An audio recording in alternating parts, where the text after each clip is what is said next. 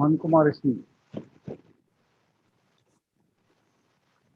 Hello.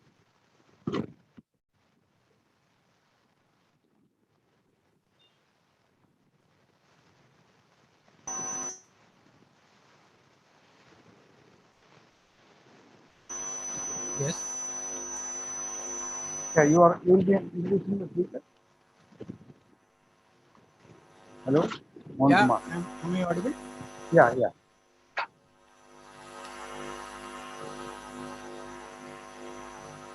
Go ahead. You will be introducing. No, Sadish Kumar has come. Okay. No. I was just noting the slide shows introduction to the speaker. Okay. Fine. It is actually introduction of the speaker to the Yeah. audience. I will unmute now. Thank you. Oh, I'll mute.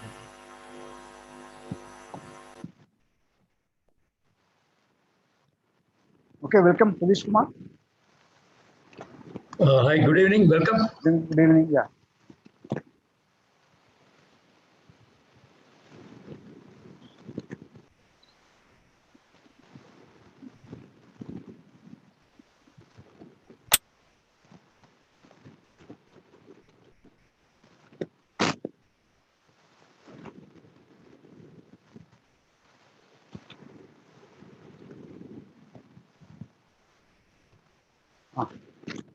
Yeah, Hagis, Abhijit, you can start. Abhijit. Hello, sir. Am I audible? Yeah, you can start. Yeah, audible. Okay, sir. Thank you. Good evening to one and all, and welcome you all to the 53rd talk of Inter Society Weekly Webinar Series. We are happy to announce that on the 53rd talk, we are celebrating 1 year of our amazing journey of Inter Society Weekly Webinar Series talks. It has been a great time interacting, involving, and bringing together people and ideas to this platform. On this day, we thank all the co-organizers of the IWWD talks for their wholehearted support throughout this 1 year. The webinar series are jointly organized by the Institute of Engineers Kerala State, Computer Society of India Trivandrum section, Project Management Institute Kerala chapter, Internet Society Trivandrum section, Wakam Maulami Foundation Trust Trivandrum, and IEEE EMBS Kerala chapter. Let's start this session. For that, I welcome Gifty P. Shaju for welcome speech. Hello, am I audible? Hello? Yes, go ahead. Please go ahead. Okay. Thank you, sir. Barack Obama once said, with changing economy, no one has lifetime employment, but community colleges provide lifetime employability. A very warm good evening to one and all present here. Today, with immense pleasure, let me wish a very happy anniversary to the Inter-Society Weekly Webinar Series. IEEE Kerala Session has been successfully conducting the Inter-Society Weekly Webinar Series for the past 1 year. And we are very glad that we have had much renowned speakers from all over India, with a maximum of 100 attendees per sessions. Inter-Society Weekly Webinar Series provides you information on the latest technology and engineering. Along with this happiness, let me welcome today's chief guest, Mr. G. Vijay Raghavan, Director of Center for Autism and Other Disabilities Rehabilitation Research and Education. He is a visionary who has changed the landscape of IT sector in India. He is the founder CEO of Technopark Trivandrum and a former member of Kerala State Planning Board. He is also the founder of National Institute of Speech and Hearing. A graduate in electrical engineering from the University of Kerala, he started his career in HLC and later he joined Mohsin Haider Dawish LLC, Oman.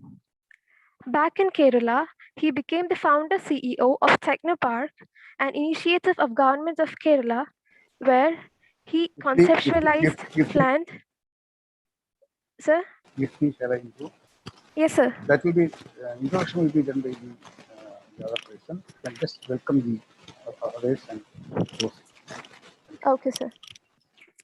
Sir is here with us to give us an insight on the need for a state initiation on employment generation. I wholeheartedly welcome you, sir, to this webinar session. I also welcome all the other dignitaries present who are happily spending their valuable time with us. I would also like to extend my warmth and pleasure in welcoming all the attendees who have come to make this event a grand success. Once again, welcoming you all to the 53rd Inter-Society webinar series and hope enjoy. Thank you and have a great day. Thank you, Gifty, for your wonderful welcome speech. Let's move on to the next part of the program. For that, I welcome Professor K.G. Satish, Director General for Assistive Technology and Innovation, National Institute of Speech and Hearing, Trivandrum, for introducing the speaker. Welcome, sir. Good evening. Mr. Harindralal, Mr. Vijayaraghavan, and all the participants. It is my pleasure to introduce Mr. Vijayaraghavan. I have known him for most of the last 35 years, very closely. Mr. Vijayaraghavan, G. Vijayaraghavan, or GVR, as is commonly known, is one of Kerala's most respected professionals whose words are listened to by many across the state and the country, including policymakers and politicians. He is an accomplished institution builder, and most of his ventures have been groundbreaking, pioneering initiatives in their respective fields. All of them continue to do well today, long after he left them. Technopark and Niche are just two examples. Mr. Vijayaraghavan has a unique ability to envision long-term goals, seeing 10 to 15 years ahead, and an even more unique ability to cut new paths to achieve these goals, often through uncharted terrains. He has always obeyed the law, but not necessarily the rules. He repeatedly questioned the underlying assumptions behind those rules. The Technopark project, for instance, had to break several existing rules and form new ones relating to hiring human resources, raising finances, carrying out projects, rehabilitating displaced persons, and connecting to the local community, most of which today have become the norm. An electrical engineer by education, Mr. Vijayaraghavan started his career in the technology industry and moved on to fields as diverse as industry promotion, new venture development, education, disability, and rehabilitation. Each of his projects has added a new dimension to the progress of our state. As all of us know, Technopark, where he was the founder CEO during 1990 to 97, has changed the face of Trivandrum and given an impetus to the IT industry across the state. The National Institute of Speech and Hearing, which was conceptualized by GVR in 1997, and where he was the first director in honorary capacity, is a pioneer in the field of higher education for persons with disabilities. Vijayaraghavan's latest venture, CADER, is in the area of neurodevelopmental disorders like autism.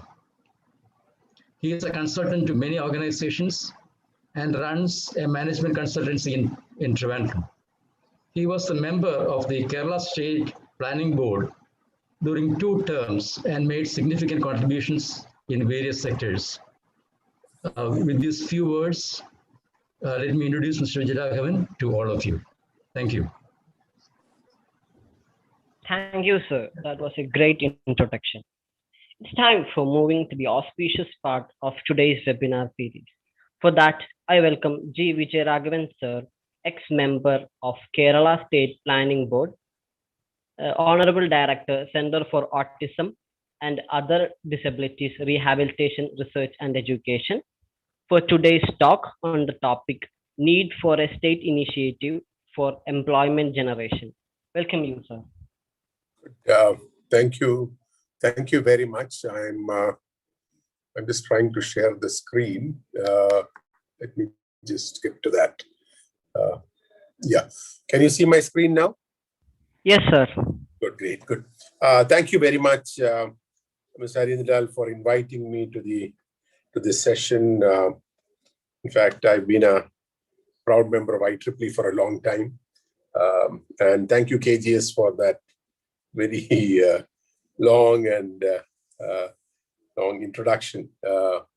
In fact, I've had the opportunity of being closely associated with KGS in many of the initiatives that I've taken. And in a way, we've worked together for the success of some of these projects. So let me just get to the topic of the day, which is basically, I'm trying to give a different perspective to what we've all been looking at.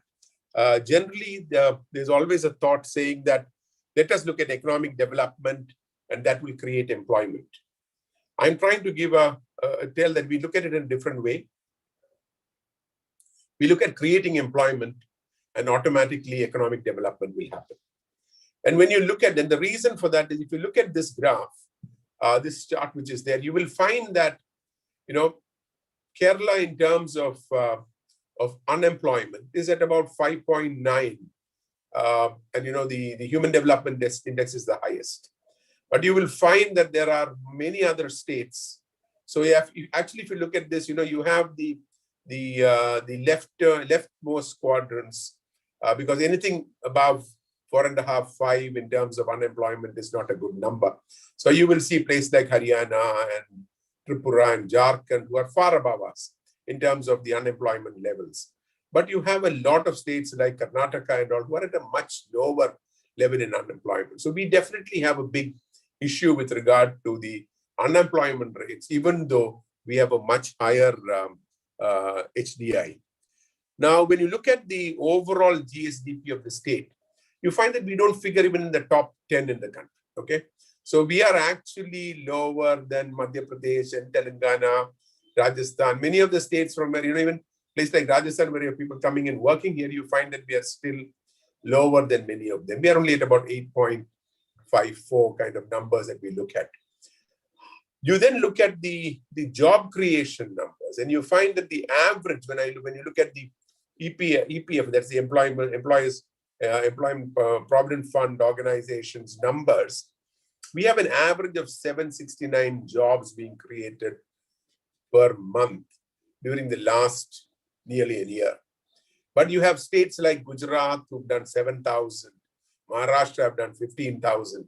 You should remember that a lot of these numbers are basically based on the actual real jobs that are there. It doesn't include the casual jobs, etc. And unfortunately, in Kerala, you don't have too many Malayalis doing the casual kind of jobs that are there.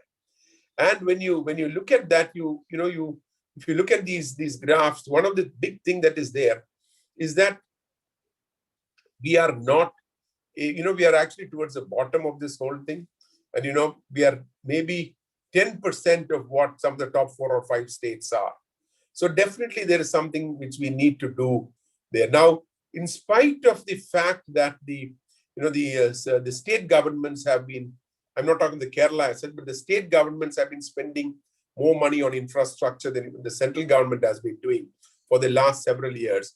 You're really finding that the employment generation is not really coming up to that level. So when you look at that and then you see, why is this happening? And there are plenty of reasons why that happens. So if you look at one, I would say that one, the high migration. Why did migration take place in the first place? High migration took place because since the 50s, we did not have enough jobs here. Okay, and you find that in the last 30, 40 years, you find that at least one, and if you look at the households, at least 1 in 4 households, there is someone working in the Middle East. You find that there's a dependence which has been created on the migration economy because of that. And why did people go there? Because they did not have enough jobs here. And people wanted to go abroad because they believed that that is one way to bring up the standard of living of their families. the dependence on the service sector. Okay, we actually skipped the the tertiary sector and then went on to the service sector, and that way, yes, there are jobs being created, but we've not created the large number of jobs that is there. Unfortunately, there's a lack of ease of doing business here. Doing business is not very easy. There are issues with that, and the adequate employment opportunities are not there in Kerala. And the other one, which is very, which I would say is culturally to us, is a lack of readiness to do off-track jobs and a lack of structure in the unorganized sector in Kerala. So these are what I would say the reasons why we are in that condition. Now, one of the things which we need to realize, and this is something which I think professional bodies need to be very clear. What do we focus on? Do we need to look at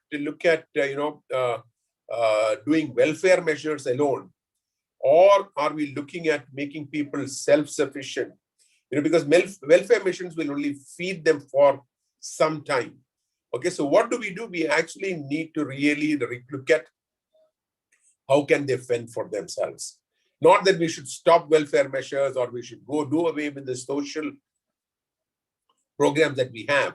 But frankly, that old Chinese proverb, which all of you very clearly know about, give a man a fish and you feed him, but teach him to fish and you actually feed him for a lifetime. That's something which is there. Now, the other one, which is very clear when you look at this one is,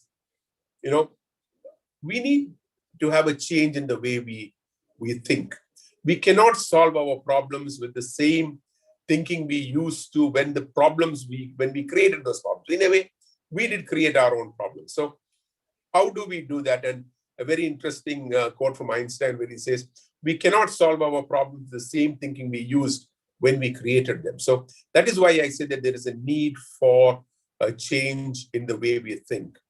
And this is where, the typical, the egg or the chicken first kind of a thing. But economic growth may not always lead to a boom in the number of jobs created. But one thing is very clear, you create more quality jobs, they will lead to better economic growth. And most probably that's something which very clearly will be there. And so it is not just about the job creations, the jobs will bring about economic development, because every rupee that somebody receives as a salary in our state will do multiple rounds within the economy. And that is something which will give, one, an economic activity, two, it will bring in taxes for the government by source of revenues. So the problem here is that, you can't really depend on purely the money coming in from outside. And I have some thoughts on that as we go forward in terms of how that is there. So what do we do? It is rather than just focusing on white collar jobs, the focus should be on creating jobs across a more widespread spectrum of avenues, not just IT jobs, because we always talk about IT jobs. And I have another slide where I talk about how tourism really creates more jobs than IT. IT does create high value jobs. It creates high income jobs, but focus on other areas, including agriculture, handicrafts, tourism, etc. And what is very interesting is that we have nearly 39 lakh guest workers. We used to call them migrant workers before. 38 lakh guest workers in Kerala.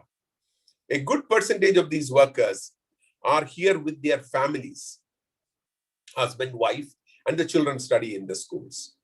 And what is very interesting is that they actually send to their homes the same amount of money. I'm talking of the typical laborer, the same amount of money that one of the Malayalis who goes from here from the Gulf sends back. I'm not getting into that because that itself is a long story that is there. But average, they send back about 15,000 rupees per month, which is what the average laborer from Kerala who is in the Middle East is sending back. So when you look at that, and I'm sure that some of you would have read about this place called Murshidabad in West Bengal, which is actually home to many of the workers from Kerala. And that town has actually developed because of the income that has been sent home by their people who are in Kerala. So in a way, just like the Gulf was for a lot of Keralites, for the people in Murshidabad, Kerala is exactly that. So if they can send home the same amount of money a Gulf Malayali can send here, why shouldn't we look at creating similar opportunities for our own people within the state itself? Now, frankly, it is high time we did that, because we have no option, because the reverse migration has started. It started a couple of years ago. It is going on, and the COVID times have made it even more difficult. It is not only at the lower end of jobs, even the higher end jobs. A lot of large banks, etc., find that if people are to work from home and only the basic essential jobs need to be there for people to be working from offices, they say, why don't we actually get them to work from centers in India? The salaries are going to be at least about 50-60% lower than what it is that is paid to them in the Middle East. So very clearly, this reverse migration has started. The only way that we can do something about it is creating employment opportunities for them when they come back. Okay, which could be by providing loans at easy rates to these returnees to set up their own ventures. We should look at a process by which they can be integrated into the mainstream.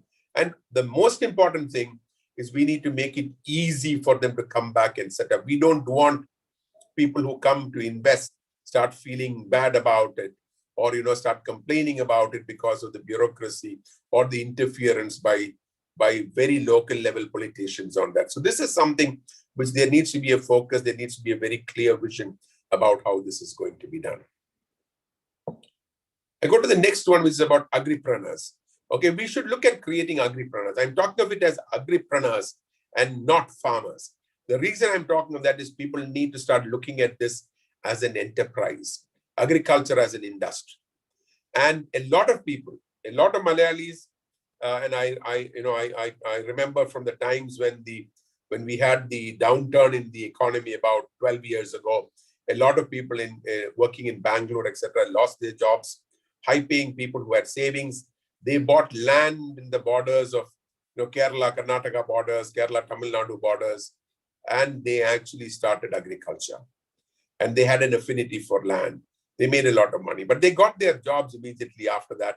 They went back, but they continued with their farming. So we should actually look at how we can encourage farming. And one of the biggest things on that is going to be a change in and I've been talking about it for the last few years, a change in our Land Sealing Act and the Land Reforms Act, which is a holy cow and nobody wants to touch it. Today, you can plant rubber for 100 acres or 25 acres or 30 acres, but you can't do 30 acres of vegetable cultivation.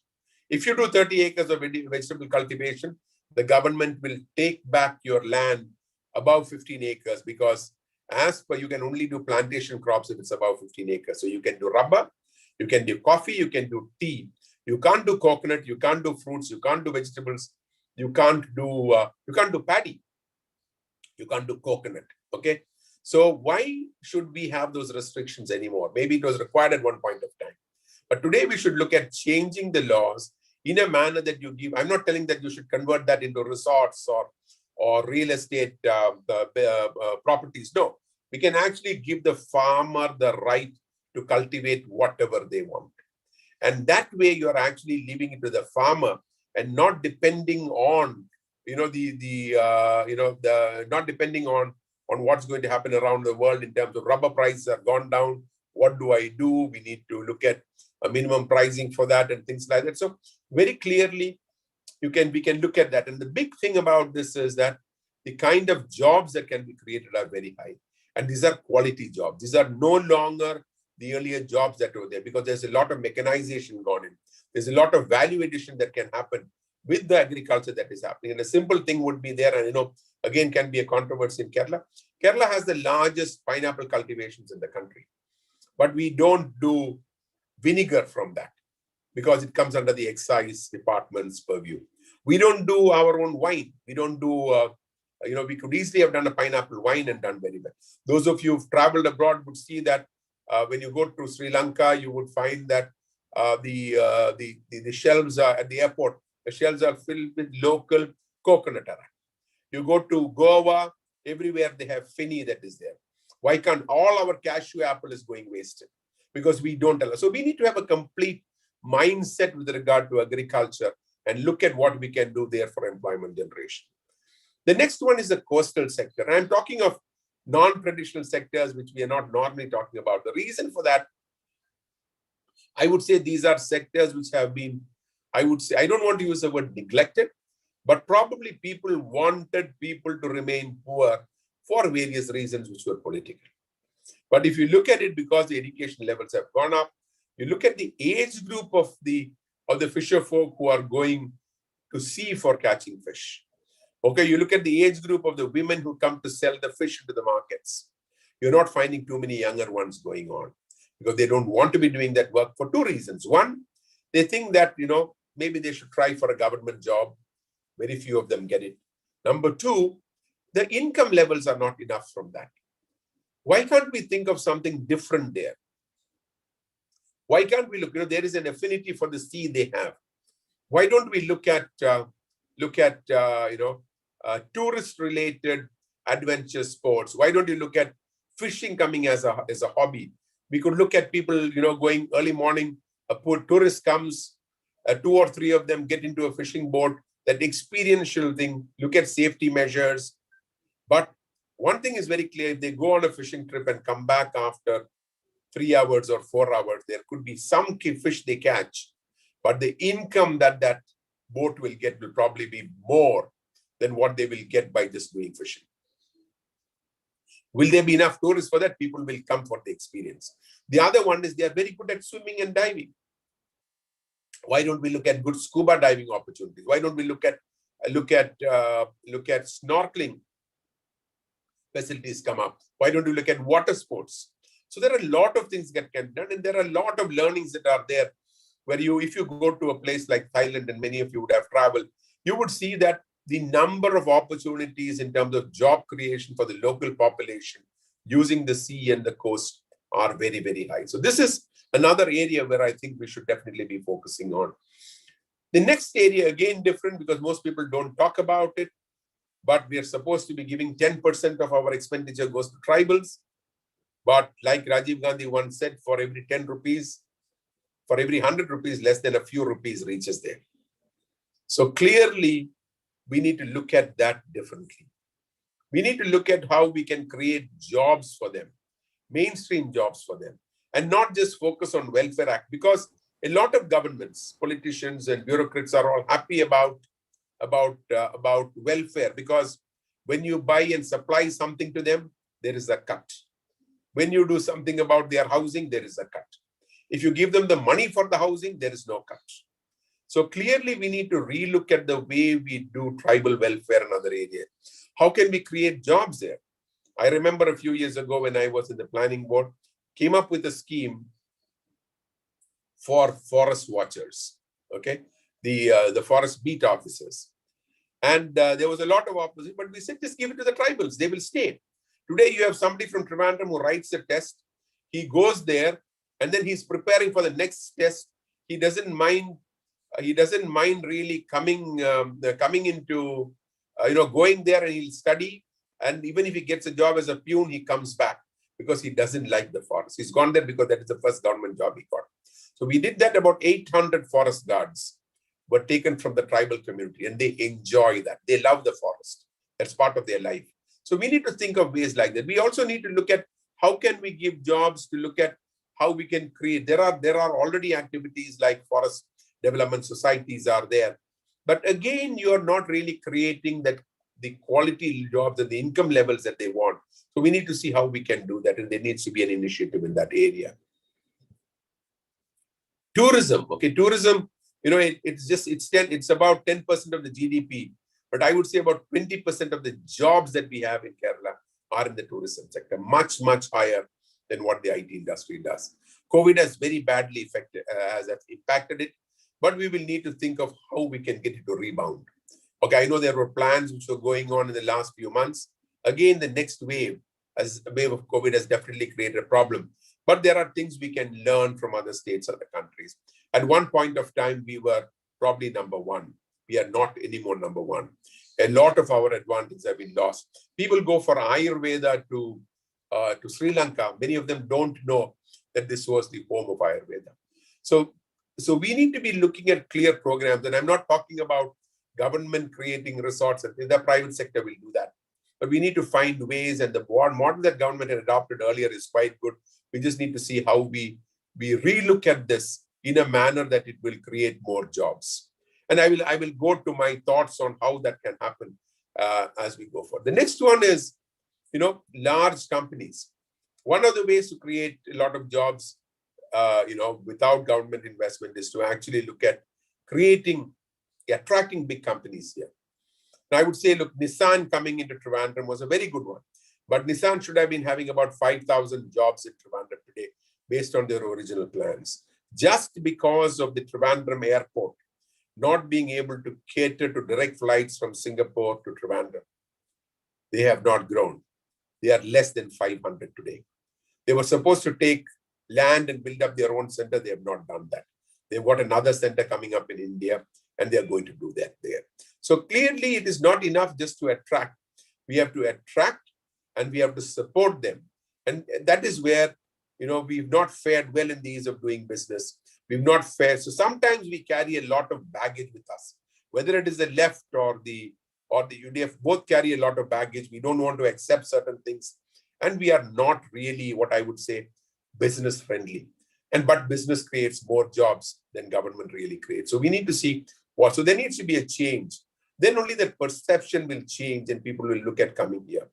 And, I just remember a couple of years ago when the government did the investment summit, the day before that we had a Bandh. Okay. And it was something which was really bad. So there is somehow no consensus that we have in that area. Actually, when you look at the small and medium-sized businesses, SMBs, they're actually more than half of the new jobs created in the private sector are created by the small and medium industries. If you look at countries around the world, you will find that the largest 75 to 80% of jobs are from small and medium enterprise. We need to do something about that. We talk about it, all budgets talk about it, but really, I don't think we've really focused on that sector. We need to have a focus on that because they create more jobs and they also are spread out, which means they're not going to be a drain on a lot of the existing resources that we have. So we need to look at how they can get easy access to loans. We need to see how can we provide certain high cost services or items which they can do, which can be provided as common facilities, and look at how can we look at research supporting them. Government sends so much of money on its research labs. Why can't we get something done there? The next one is startups, and I know many of you would have an interest in that area. Startups really have been creating jobs, may not be as huge as otherwise, but have been very good. But one of the unfortunate points here is that because there is not enough of an ecosystem around, as they grow, they leave the state. Many of the top startups who could become really good or, could become, really, top level companies or would actually move out of the state very fast because they find that there is no ecosystem here. Like if they want to get something done, something fabricated, they need to go to Bangalore or they need to go to China. So this is one of the things which is there. So clearly, that is one of the areas that we need to focus on. Look at what we can do, help, professional organizations like IEEE and others. A lot of people can help in mentoring. TIE does some of that work. Mentoring can be something we do. We look at how we encourage, we support startups. Those of us who are in positions where there's procurement happening, how can you get procurement done through the local organizations are things which we should look at.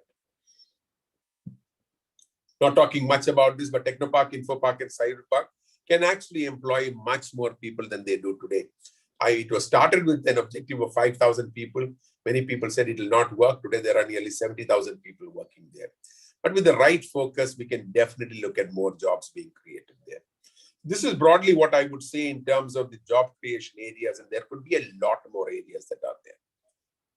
The other one is and because I work in this sector for the last nearly 20, 25 years, nearly 30 years that I've been involved in this, there is a need to create jobs for the people with disability. Okay, governments need to have a special focus. We need to see how the private sector will take people with disabilities. And in government, there is a certain percentage of jobs that are reserved, but you find that many a time Many people don't want to take on people there and they want to find excuses not to take them. And also there is a law in this country. There are enough Supreme Court judgments on that, but somehow they find ways of getting over that. So we need to look at that specifically to see how this can be done. For everyone, the most important thing is how job ready is a candidate who's coming to you. Those of you who are involved with organizations know that when you're looking for one person, you probably need to see about 80, 90 people through a testing process. Or the applications which come to you are 100, you're not able to select one person. There is something wrong with the way our education system is working. I have found in the last 8-9 months, you have people coming from all parts of India, Andhra, Bihar, Jharkhand, okay, who are actually faring much better than the engineering graduates from our colleges. All right, there's something wrong with the way we are going about things. You do a codathon or a coding test with them when you're looking for the IT industry. You find many of them are not able to get through beyond the point. So we need to be looking at that and see how do we, so one of the problems that we face the lack of job-ready candidates. There was some time back, we had finishing schools, we had training centers, etc., which came up, but they really don't serve the purpose. The basics on education have to change. There need to be centers of excellence which government can focus on. And we need to, the industry academy, I think, is what we've been talking about for, I know I've been talking about it for over 30 years, but it's not really working beyond that point. So we need to look at how can we look at people who are job ready. So you have a large number of people passing out. You would find that 25 to 30% of those who enter into engineering don't complete it. Only 25 to 30% completed in 4 years. Of the 25 to 30%, less than 5 to 10% are employable. And many of them get into other jobs which really don't need an engineering education. So we need to very clearly focus on that. And we need to, I would say it is not enough to just tinker with that. We need to destroy the setup that is there. And at least the senior people who are on this call, who passed out engineering 30, 40 years ago would know that engineering education was about problem solving, was about logical reasoning. It was not about by-hearting things and all. It was about, that was the kind of qualities you got when you came out of that. Somehow the education system has changed. And you find that the problem-solving abilities which an engineer is supposed to have is not there to the extent that it was there earlier. Maybe because the moment they come in, they're looking at what their campus placements are required, and they just go and try to learn up the software languages and others, but they are missing out on them. But it is because I would say that, like the computer science people don't do a lot of the other branches of engineering. I did my electrical engineering, but I learned the basics on mechanical engineering. I learned the basics of civil engineering. I did my foundry, my SPITI, I did my survey classes. They've all added to my way of thinking in terms of how I solve problems. So that is something which I believe needs to be done. And then you look at, we need to look at innovative ideas. Focus should be on promoting innovative ideas that are there. And a very clear example is how 1 or 2 people have actually converted the slowdown in the handloom industry to their advantage by creating what they call Ayurvedic cloth. All they do is that they actually use Ayurvedic herbs, etc., for dyeing and for treating the cloth, and they don't use the chemicals and other things. Very simple way of doing it, but it's done well, quietly being done, and the amounts that you get on that are sometimes double what is there with the typical one. So we need to start thinking of innovative ways by what. This is, government needs to very clearly work with industry and other sectors like education to create more jobs. Government cannot do it alone. They need the support and partnership. It is not just the government's responsibility to create and run companies. Government should not be looking at many of the public sector companies, frankly, are not serving the purpose that they were set up. But today they're continuing to be there because they want the survival of the people who are there and the boards that are required. We need to look at that clearly and see what we can do, and that needs to be restructured. But one very important thing here is more women should be encouraged to be part of the workforce. When you look at that, we always talk about it. We say that, the literacy rate is high. The numbers are as well good as the men. But unfortunately, these are not translated into the higher education level. If you look at the Kerala's gross enrollment ratio for higher education, you will find it is, it stands at around 37. It is higher than the national average, but it is lower than Tamil Nadu, which is at 49. Okay. So very clearly, our higher education enrollment ratio is not enough. The other one is that the gross employment ratio of women seem to be higher. But if you really look at it, unemployment among women is much higher than that among men. And there are, Tamil Nadu numbers are better. You look at countries around the world where you find that the women's participation in the workforce is much better. The economic review last year actually talked about an increase in the participation rate of women in the workforce. But really, it is still not as high as many of the other states. So, and the World Bank report actually says that overall in the country itself, it has fallen. So these are things which we should be very clear about. Now, what should the state be focusing on? The state should now focus equally on developing human capital and the services sector and provide adequate, high-skilled, high-paying jobs to its larger and younger population. And this is something which will ensure, I'm not telling that we don't want people to be traveling out, but you need to be clear that people travel out only when they don't find enough opportunities in our own country. Basically, I'm just coming back with this. Jobs, you have more jobs, you have more economic growth. Even jobs alone create economic growth. More jobs will create more economic growth. So we need to be focusing on creating jobs in the state.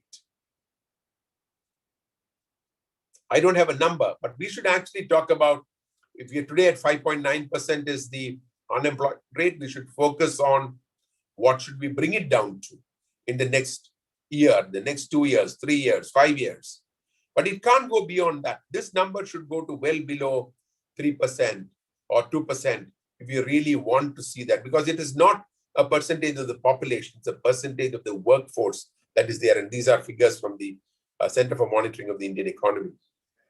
What can we do about it? Or what can government do about it? I would say we should talk about a state initiative on employment generation. Why do I talk of it as a state initiative? Because there is no department in the government. There is no department at all which is looking at creating jobs. Every department is doing their work, but nobody is talking about creating jobs. Jobs are created as part of what is there. But if you look at it, the recent controversies on, 1.5 lakh jobs and 1.54 jobs and things like jobs which are created in 5 years. You have an unemployment, you have an employment exchange with over 40 lakh people registered there. Not that everybody on that is unemployed, but they are all underemployed. So very clearly, there needs to be a state initiative. And I believe that it should be an initiative which should actually have the CM at the top of it. And it should be done in a manner that the government's single focus should be job creation. If that happens, any initiative that the government says, I'm going to build a new road, is it going to create new jobs? How many temporary and how many permanent jobs will it create? How many jobs will I take to that area where the road is going? Government talks about investing in something else, they look at what is it. How much jobs? If you look at that being the focus, I'm sure that it's something which definitely will have an impact, and we would be able to create jobs on that. I come to my last slide on that. Actually, the focus should be on job creation. But one thing is very clear, it cannot be in the government sector alone. The government creates 1.5, maybe it can go to 2. Total number of people employed by the government is about 5 lakh people. We need to look at how government can create jobs in the private sector, in the cooperative sector, and in the joint sector. I come to the end of my presentation. I will stop sharing the screen, and I think I've taken about 40 minutes, which is what I was planning. So that is done, and I get back to this thing. Good, great. So thank you very much for the patient listening. I hope you could see the slides well, and I couldn't see anyone, so I was just talking as if I was talking to myself. But thank you very much for listening to me. Thank you, sir. That was an informative session. It's time to discuss the questions shared by the attendees. Sir, there is one question in the chat box. Shall I read out it for you? Yeah, I can also open the chat box. There are 10 points there I see.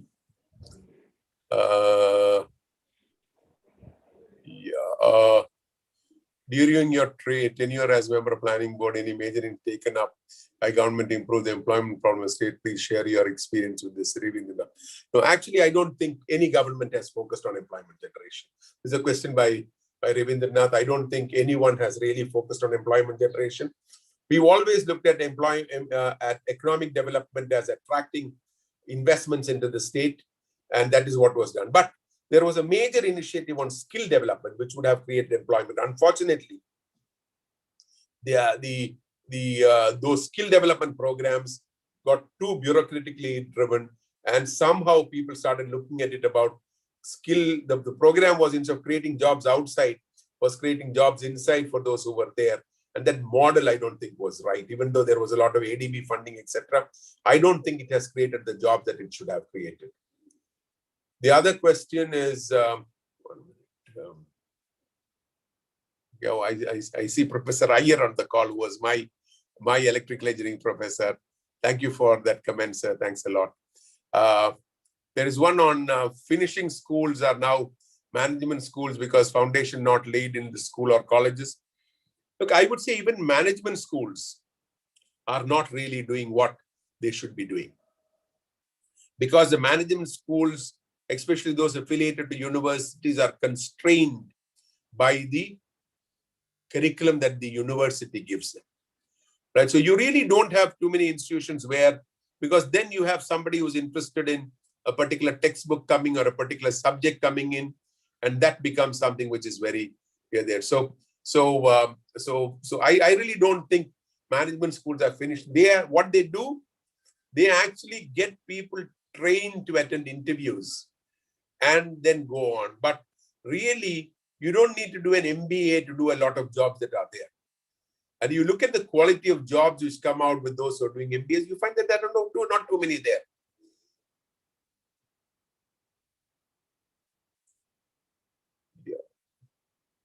Yeah. Any other questions? Yeah, I can see Iyer sir there. Thanks, Iyer sir, for the comment. If participants have any questions, please post it in the chat box or unmute yourself. Okay, can I ask a question, Sadish? Yes, Kate. Yeah, please go ahead. Please. Yeah. Okay, so the emphasis of the talk has been economic growth through job creation. Yeah. Okay, but I've been reading over the last couple of decades. There has been economic growth in the world, but what has happened is much of the economic growth has benefited the top few percent, leading to huge inequalities in the society. Yeah. Along with that, what has happened is consumer spending has actually come down. Because the money has not been going into circulation.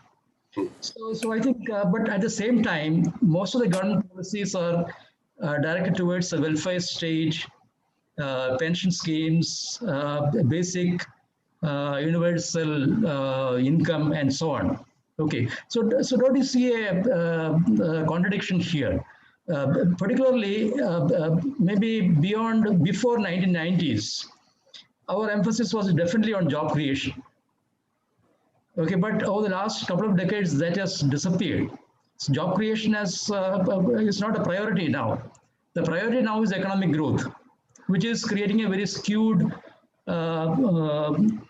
unequal society. So what do you think about this? Okay, so which is why I said that the focus should not be on economic development. The focus should be on employment generation. So you are actually creating jobs. Your objective is, how do I create more jobs with the money that I have? How do I create more jobs with the facilities that I give? And of course, as you know, that we've always been saying that, Kerala should actually look at the maximum number of jobs per unit of area and the maximum number of jobs per unit of power. And that is the kind of industry that we should attract. So you look at a place like Palakkad, you will find that you have industries who came in at a time when our power tariffs were so low, okay, but they hardly employ anyone, okay. They employ a very small number of people. In fact, their PF contribution that goes in or the tax that they will pay will be lower than the rebate they get because there were long-term contracts with the electricity board. So definitely that is why I've been telling that focus needs to change. So you need to you measure success by the number of jobs that are being created, not in terms of how your GDP is increasing. Okay, not in terms of who are the richest people in the world, how many richest Indians do we have among the Malayalis? No. We need to look at how many jobs are we creating here? How many good jobs are we able to create because we've got a good education system? And that is where the focus has to change. Today, the education system and the university system, I say, should be broken up, is because the education system is focused on retaining the jobs of the people working in the university and the politicians who sit in the syndicate. That has to change. It has to be about, you should say a college is successful depending on the number of people who get a job after being in that college.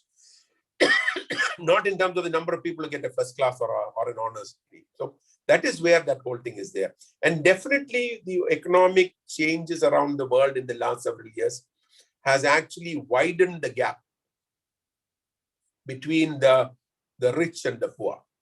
All right. But many of our politicians in Kerala look at it two ways. Okay, they say, they are more worried about ensuring that the rich do not get richer. They don't mind the poor remaining very poor. What they're telling is we make it average. So we are actually trying, we are not in interest of what I would say excellence. There is no need for excellence. We just do mediocrity, everything needs average, everybody passes, everybody gets the same marks, everybody gets the same increment, no problem.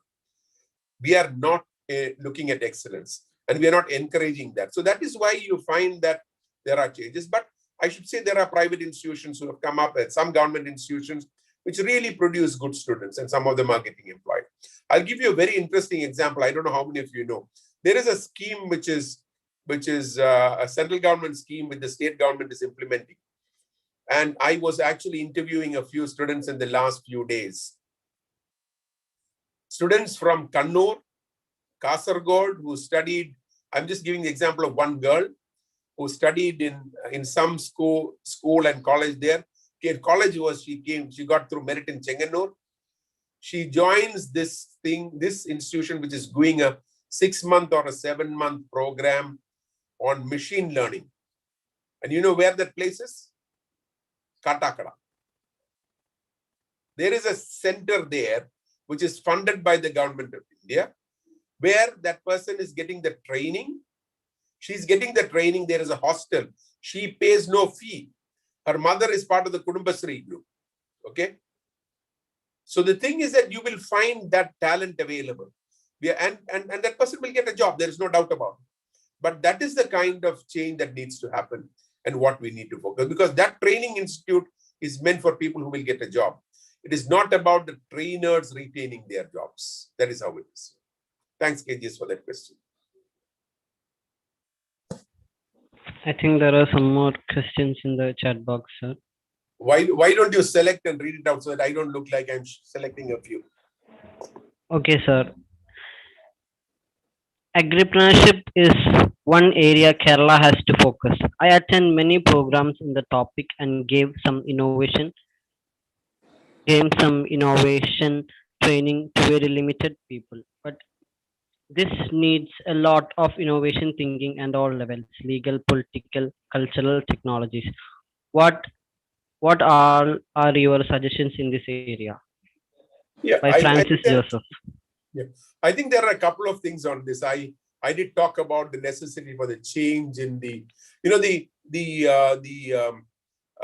land reforms and the land utilization acts are all what one calls holy cows.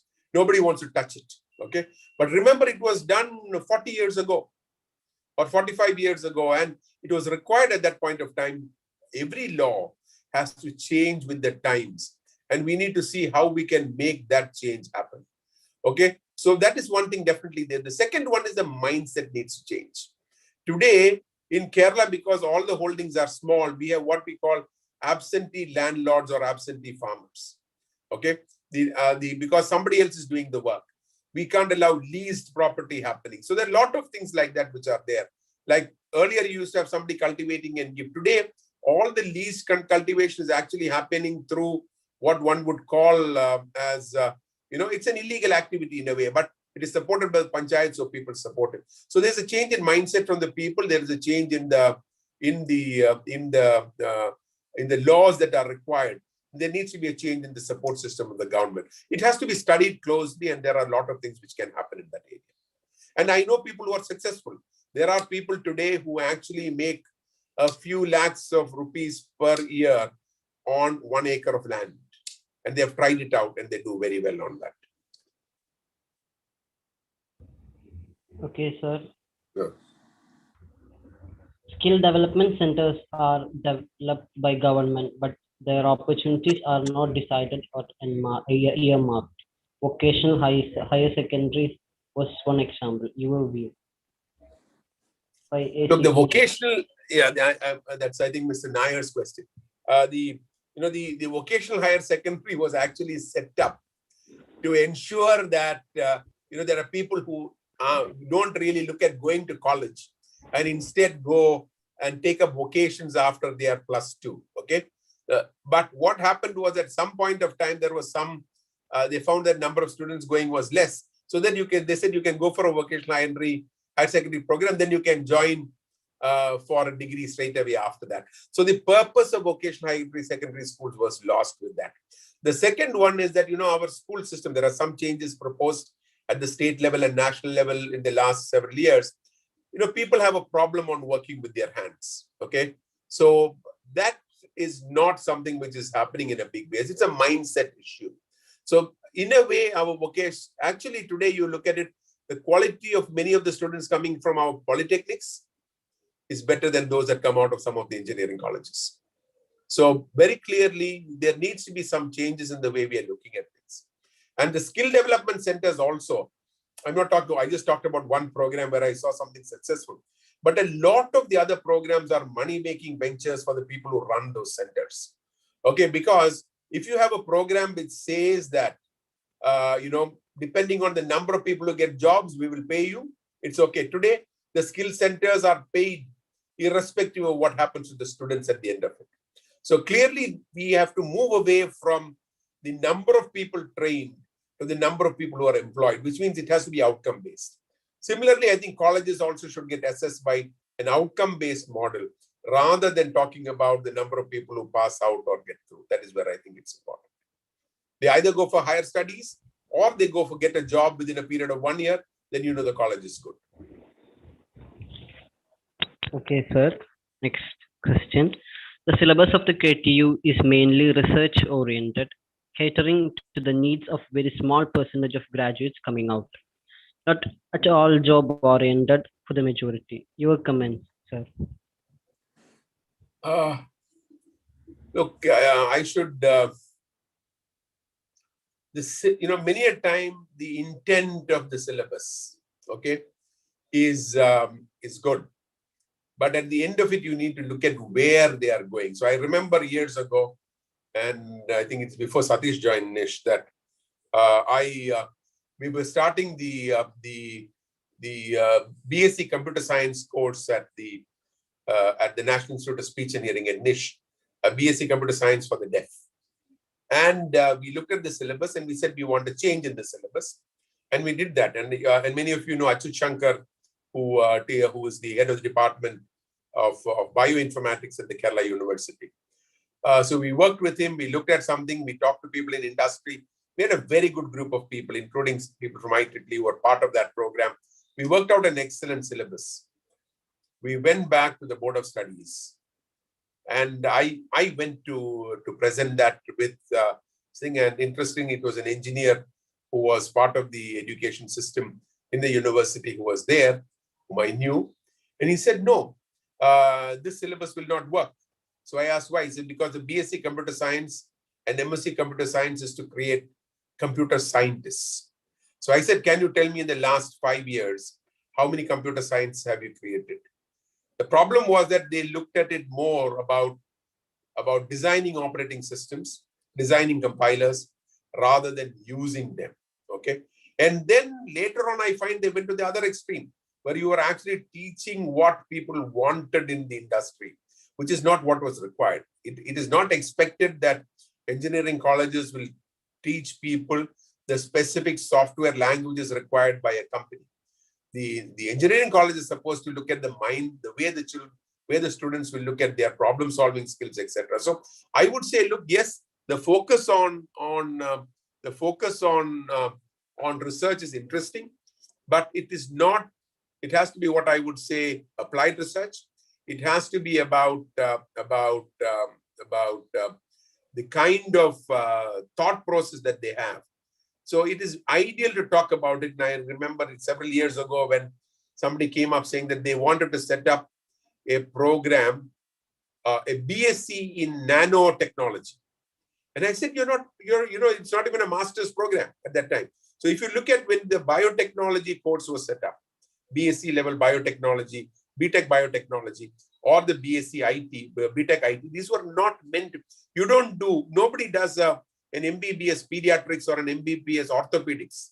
You only go for a master's level in that. So sometimes we go to the other extreme. And but one of the things I looked at the KTU, the original thought process was very good. The people heading it now and the people who were heading it earlier were good. But I have a feeling that somehow they're not given the freedom. The political involvement is high. And also, originally KTU was not meant to be an affiliating college. It was meant to be a re-affiliating college. That means only colleges who reached a particular standard with other universities would get affiliated to this college, by this university. But of course, a lot of people had interest and that stopped this program completely. There is another question, sir. Can you tell about some rules you found necessary to be changed and got done?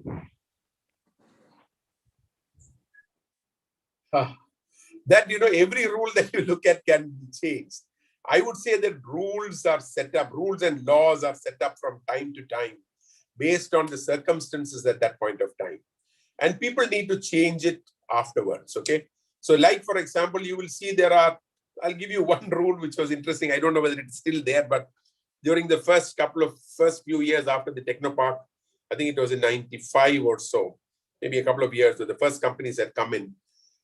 We had an inspection by the factories and boilers into one of the companies there, a company called Megalux. And we definitely had some IEEE members who were part of that. Megalux, they had a visit and the factories and boilers guy said, there is no Kuja there. And the second one, he said that what happened to the fire? You have only one entrance.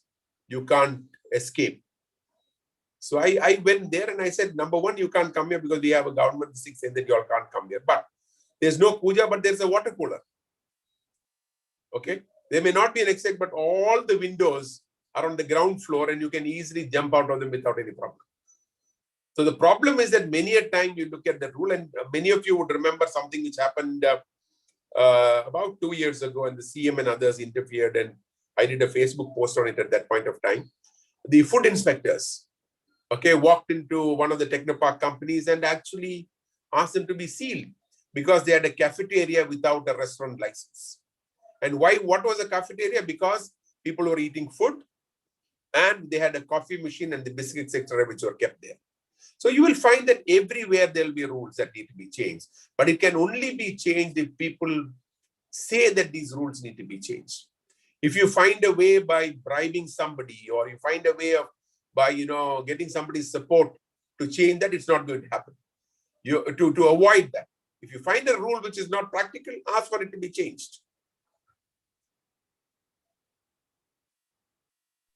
Okay, sir. There is one more question.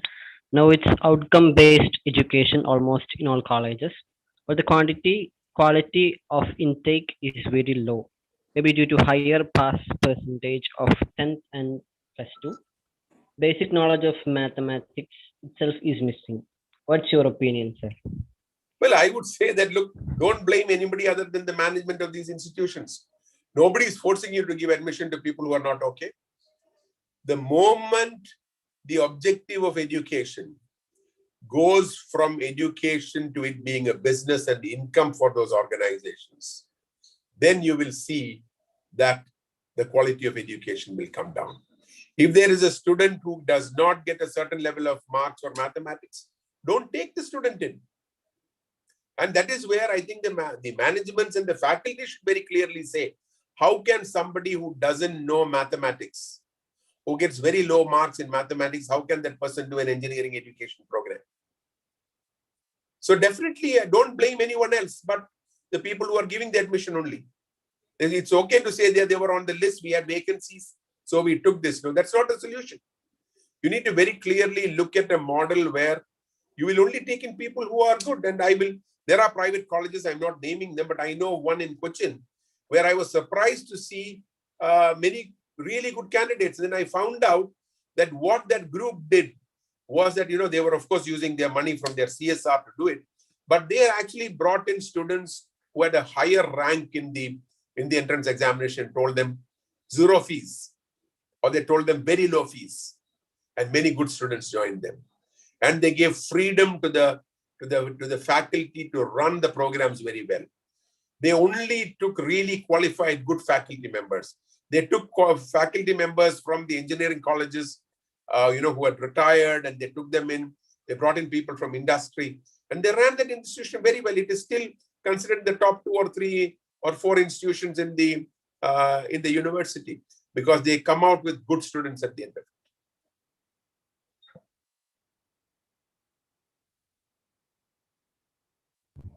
Okay, sir.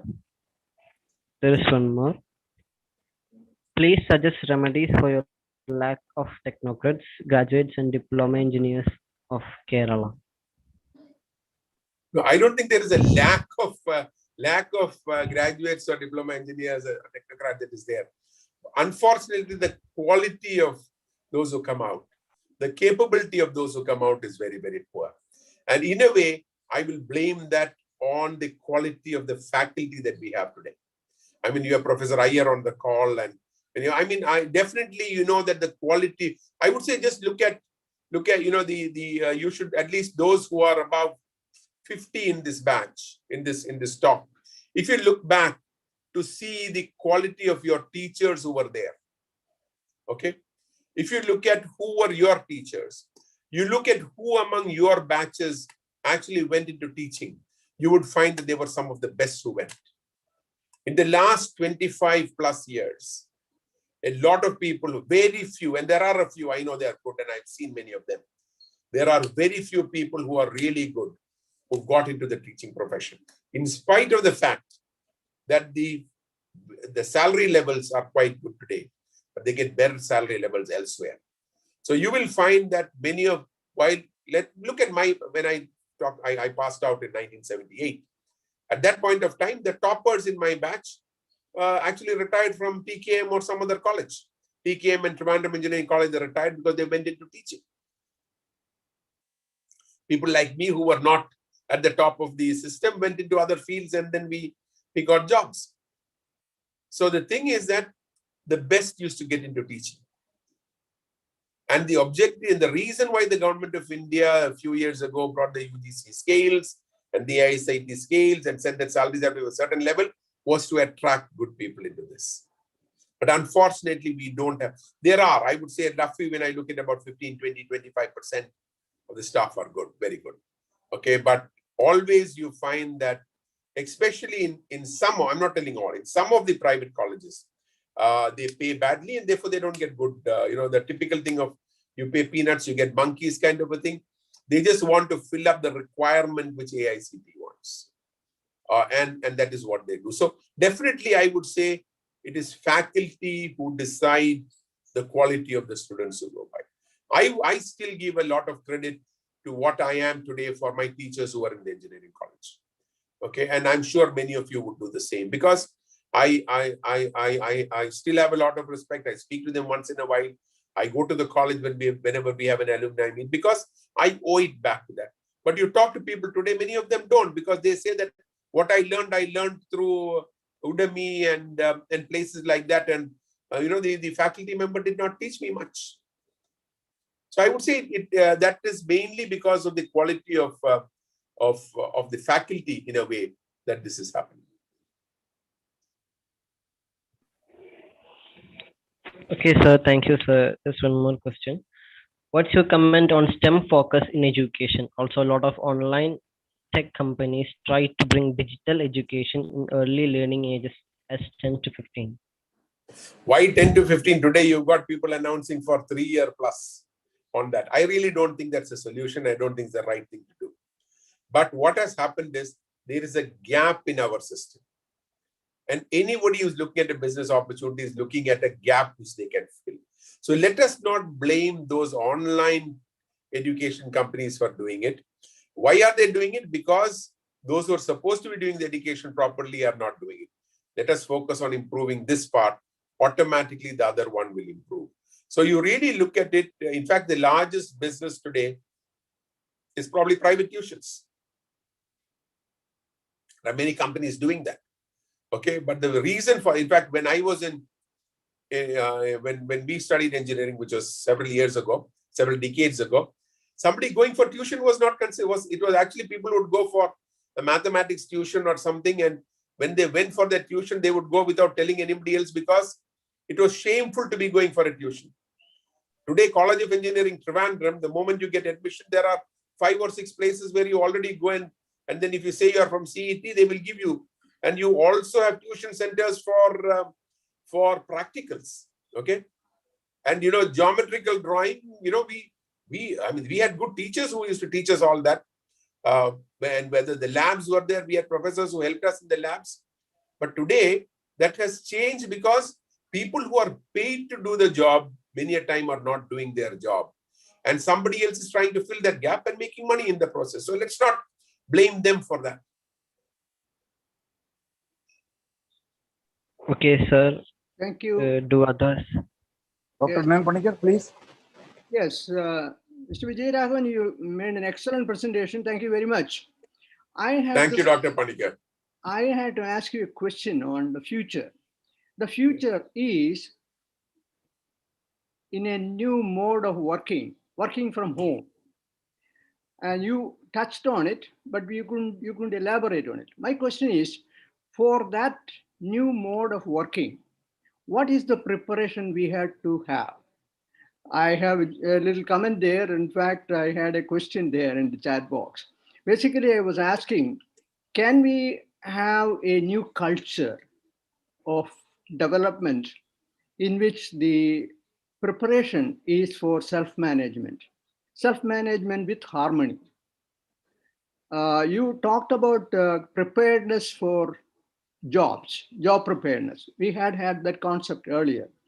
My question is, are we not really entering an era where the cultural transformation itself is more important? Thank you. Okay, if we get into that, I think what happens is that there are a lot of issues culturally and politically which are there, which definitely we need, which is what I would say is a value system. A lot of the value system comes in from your school time, school ages. And unfortunately, you find there are attempts to change it or attempt to change those things there, which definitely should not happen. So if there are good teachers at the school level and they bring in a certain value system into the individual, you will find a lot of these problems will not happen. One, when you talk about work from home, I frankly don't believe that it's going to work in a big way. Okay, today it is happening. The work from home is happening.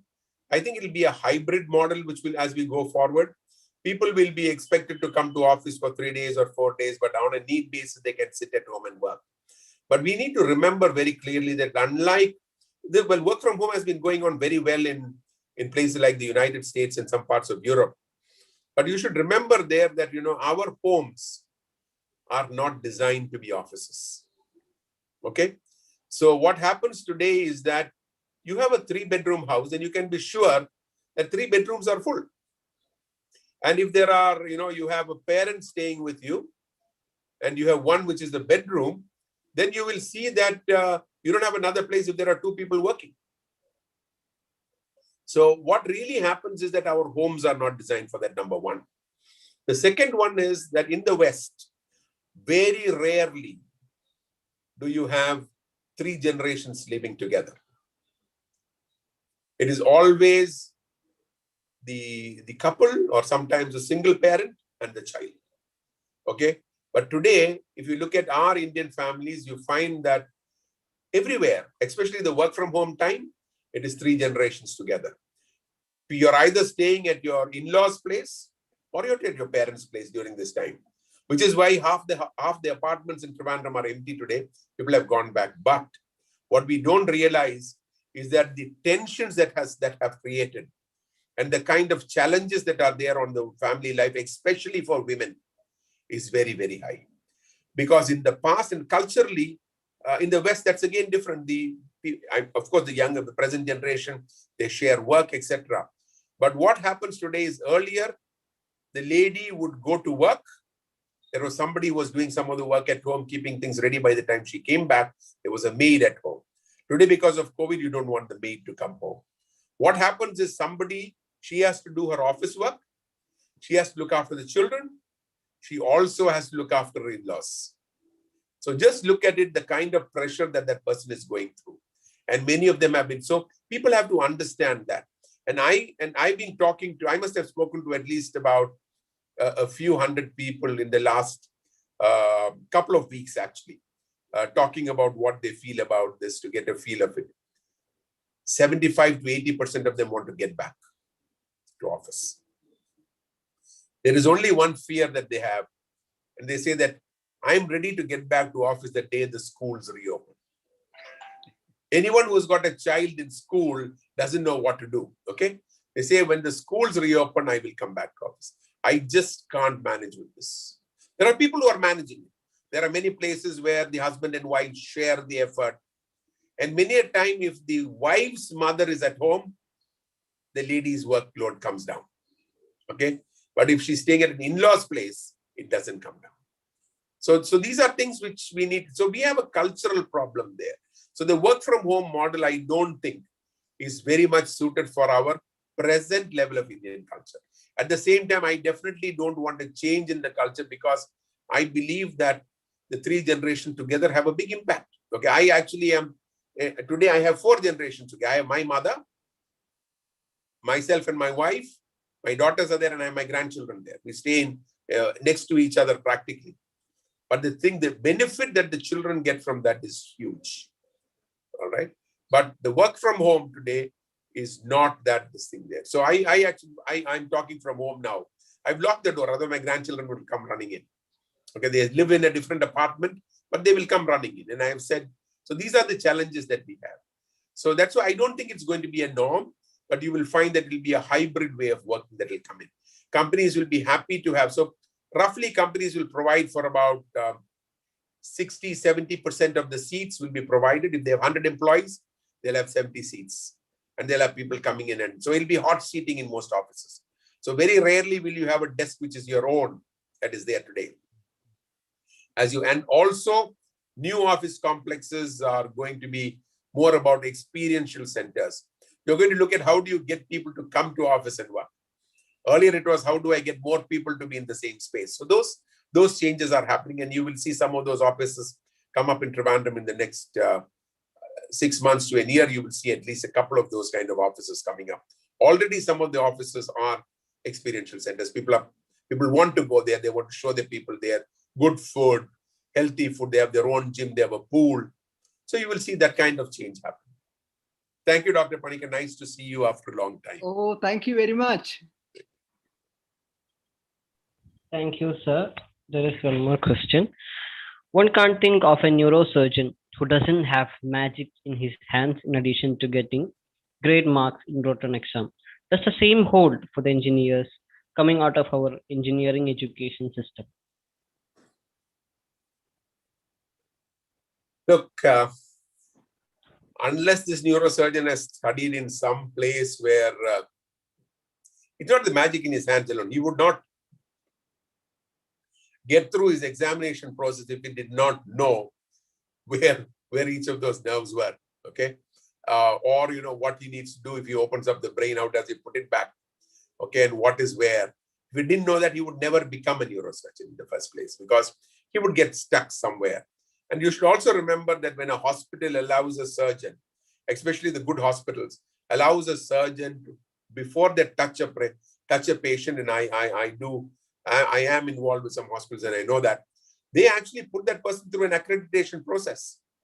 And in the accreditation process, that person is actually working with somebody. You may have got your degree from the best university in the United States or in the UK or in India, but they are putting that person through a period where that person cannot operate on a person, on an individual without a senior person from that existing hospital being present to look at the practices that that person is doing. We don't have that with engineers at all, okay? Because the recruitment on that is thousands, okay? And today, if you look at the kind of recruitment that's happening, you have, for the last 20, 25 years, you've seen that all engineers get into the IT sector. And frankly speaking, many of those don't require more than a +2 kind of a qualification, just that they pay more for those jobs.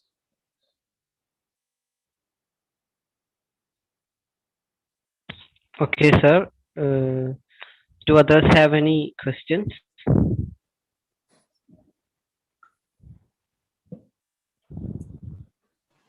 I think the answers have been given. Okay.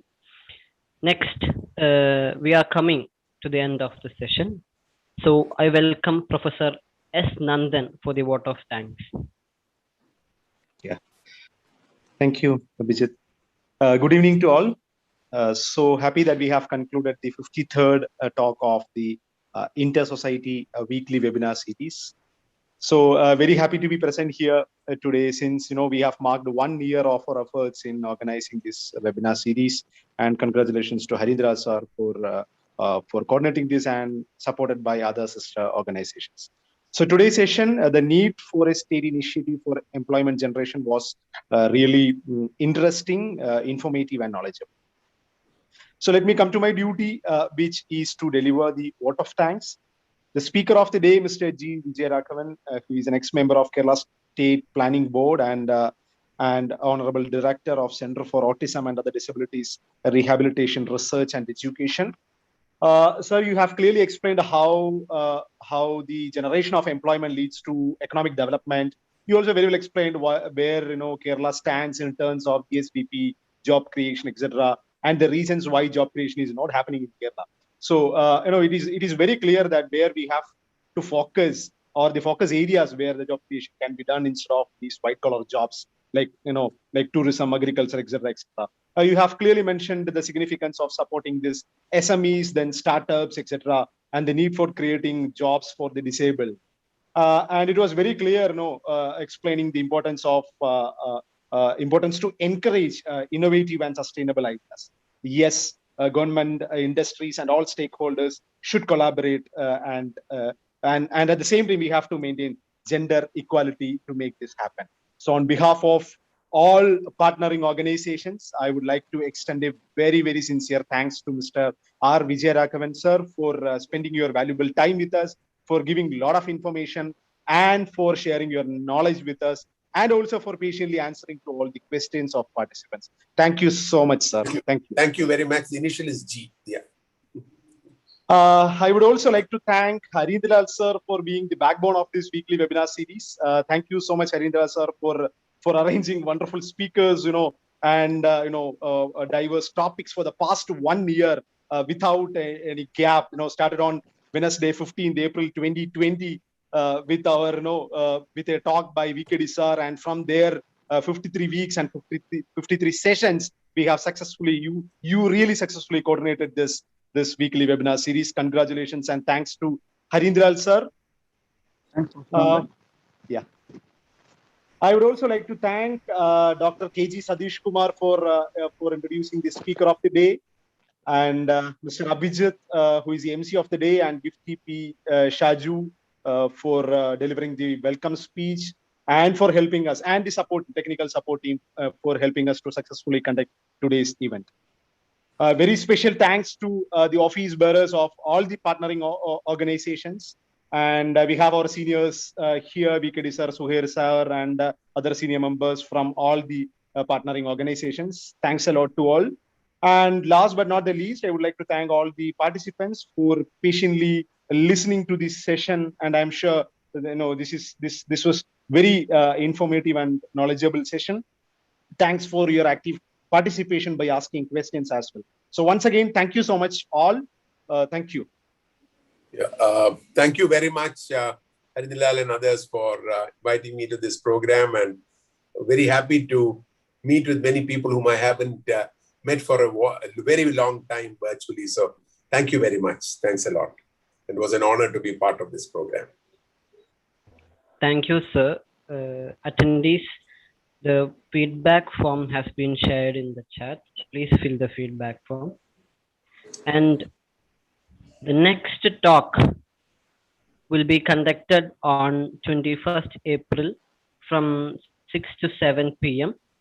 On the topic Early Intervention, Habilitation and Education of Persons with Hearing Impairment, Kerala Experience by Professor K.G. Satish Kumar sir, Director, Center of Assistive Technology and Innovation, National Institute of Speech and Hearing, Thiruvananthapuram.